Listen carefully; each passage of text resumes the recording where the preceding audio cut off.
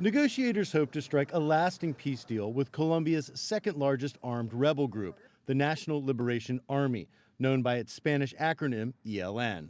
Si alcanzamos la paz, we want to encourage society to participate in different regions, so that can be used as a basis to agree with the ELN on measures to build.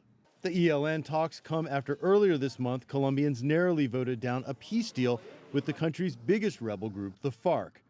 Colombia's President Juan Manuel Santos, who won the Nobel Peace Prize for his efforts, is hoping to bring that peace deal back from the brink. A ceasefire with the FARC is in place through the end of the year. We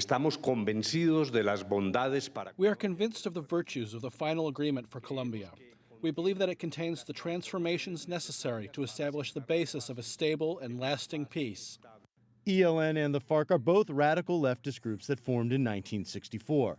Both groups have fought for a greater share of wealth and natural resources for poor people in rural areas and have been part of a complex civil war that has killed more than 200,000 and left at least 25,000 missing.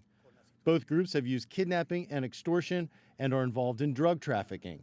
The FARC gave up kidnapping for ransom in 2012. ELN has targeted oil infrastructure with bombings and other attacks. ELN is now thought to have close to 2,000 members, the FARC about 7,000. Government crackdowns have left the groups with less power and perhaps more ready to negotiate. Si alcanzamos la paz, if we reach peace, it will be the end of guerrillas in Colombia and therefore in all of Latin America. It will be the end of guerrillas. As laid out back in March, negotiations with the ELN will focus on ending the armed conflict while providing a greater political voice for marginalized Colombians the ELN claims to represent. El Plan General de Ejecución de Acuerdos. The overall implementation plan of agreements involves control mechanisms, monitoring, and verification, which will include the participation of society, the international community, the government, and the National Liberation Army.